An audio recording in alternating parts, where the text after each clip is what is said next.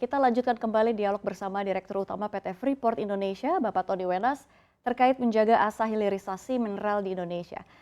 Pak Tony, kita lanjutkan dialog kita, Pak Tony.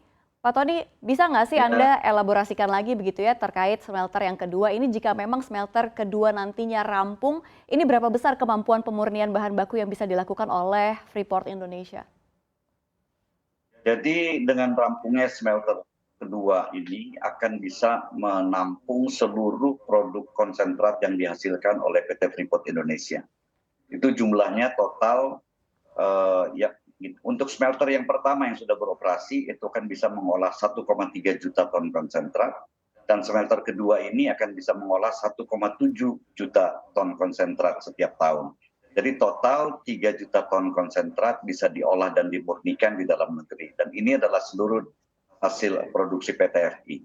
Dan di samping itu juga di samping memproduksi mengolah konsentrat yang akan menghasilkan katoda tembaga totalnya sekitar sekarang ini kan sekitar 300.000 ton yang sudah diproduksi di PT Smelting di Gresik, dan dengan adanya smelter baru kedua ini nantinya akan bisa memproduksi katoda tembaga tambahan 500.000 ton lagi.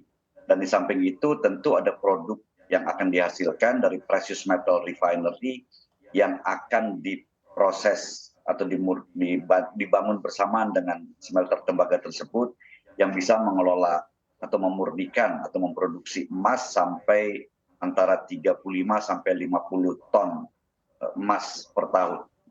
Demikian saya kira. Ya baik Pak Tony, dengan begitu apakah mungkin Indonesia menjadi negara yang terintegrasi mulai dari hulu tambang hingga hilir industrinya bisa kita kuasai, Pak Tony? Tentu saja ini menjadi salah satu big piece dari ekosistem hilirisasi yang sedang dibangun oleh pemerintah. Ada nikel, ada boksit, dan juga ada tembaga yang pada akhirnya akan membentuk satu industrialisasi di Indonesia yang lebih cepat lagi. Dan seperti di bagian awal saya sampaikan adalah harapannya adalah pengguna-pengguna katoda tembaga itu bisa membangun fasilitas pabriknya di Indonesia supaya nilai tambahnya bisa lebih tinggi lagi. Baik, satu catatan Pak Tony terkait hilirisasi industri tambang ini kan adalah masalah investasi begitu ya. Dan angka yang dibutuhkan tentu saja tidak kaleng-kaleng karena angkanya juga miliaran dolar Amerika Serikat. Ini sebenarnya apa hambatan untuk mendorong investasi hilirisasi tambang? Jadi memang industri hilirisasi ini adalah yang padat modal ya. Contohlah smelter tembaga baru yang sedang kami bangun ini akan memakan biaya sekitar 45 triliun atau 3 miliar dolar.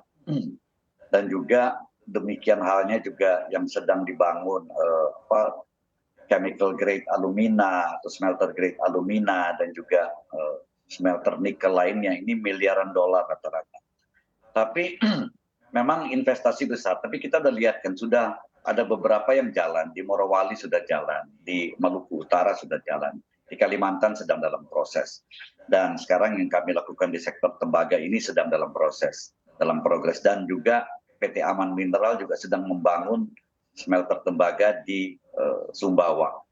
Dan minatnya ada, tapi memang diperlukan juga insentif-insentif. Insentif ini tidak selalu harus insentif fiskal, tapi insentif berupa non-fiskal juga diperlukan, yaitu kemudahan untuk berinvestasi, kemudahan dalam perizinan, dan lain sebagainya.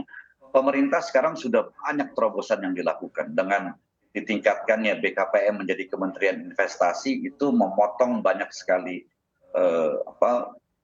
proses atau proses birokrasi perizinan itu menjadi jauh lebih cepat. Tapi tentunya ini juga harus dibarengi atau diiringi dengan beberapa insentif fiskal lainnya juga. Jadi intinya insentif. Kalau investor kan mau menempatkan dananya, dia melihat pertama sumber dayanya atau raw materialnya ada dekat situ atau enggak. Yang kedua dia lihat ini kalau untuk melakukan investasi diperlukan waktu yang sangat panjang dan mahal, tentu dia akan dengan mudah untuk pindahkan tempat lain. Tapi kita terus harus mengandalkan di samping sumber dayanya ada di Indonesia, juga harus diberikan insentif, kasih red carpet mereka.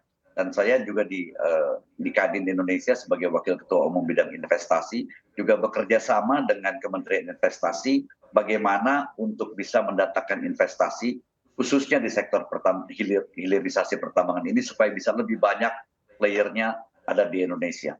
Minat untuk itu besar sekali, contoh dari Cina, dari Korea, dari Jepang, dan juga dari negara-negara barat. Baik, Pak Tony, selain dari investasi yang diperlukan dan insentif-insentif bagi para pengusaha, ini ada lagi kompensasi yang harus diberikan agar para penambang juga lebih semangat untuk melakukan hilirisasi, Pak Tony? Jadi intinya adalah kalau investor itu kan penambang pertama, cadangan atau potensi mineral di Indonesia sangat tinggi. Jadi kalau dari segi sumber dayanya sebenarnya sangat menarik. Dan kemudian berikutnya adalah untuk investasi di hilirnya tentu akan bisa lebih menarik lagi kalau seandainya ada insentif. Kan juga di sini kan di Indonesia sekarang sudah diterapkan bahwa apabila suatu perusahaan mempunyai upstream dan downstream yang terintegrasi, jadi mempunyai tambangnya dan juga smelter terintegrasi, dia akan bisa mendapat perpanjangan setiap 10 tahun sampai dengan berakhirnya atau habisnya cadangan tersebut. Dan ini tentu sangat menarik. Dan ini sangat menarik bagi investor. Dan tentunya ini juga tetap harus dibarengi dengan insentif dan kemudahan-kemudahan lainnya. Karena yang penting adalah nilai tambah yang diciptakan dan multiplier efek dari investasi yang masuk ke dalam negeri. Ini akan sangat membantu perekonomian Indonesia yang sekarang ini kita lihat di dunia ini sudah mengarah ke resesi.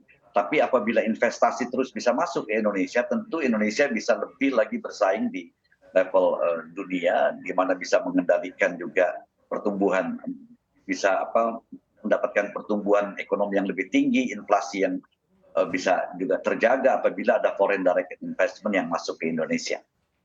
Baik, Pak Tony, pertanyaan terakhir untuk Anda. Ini outlook Anda untuk sektor tambang dan turunannya termasuk hilirisasinya yang ada di Indonesia dalam 5-10 tahun ke depan ini seperti apa? Apakah kita bisa menjadi pemimpin dan acuan dunia, Pak Tony?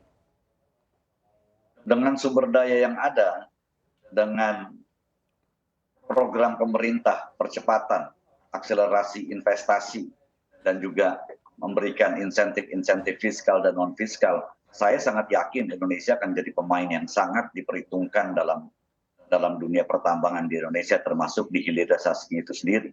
Karena sudah terbukti, sudah sebegitu banyak perusahaan-perusahaan asing yang mau masuk ke Indonesia untuk apakah itu di sektor nikel, di sektor boksit, sektor tembaga, dan juga batu bara juga, untuk membuat value added yang lebih banyak lagi. Dan jadi dalam 5 tahun 10 tahun ke depan, di mana demand dari produk-produk tambang ini masih akan sangat tinggi, tentu saja ini merupakan peluang dan saya yakin bahwa Indonesia bisa menjadi pemain yang sangat diperhitungkan di dunia.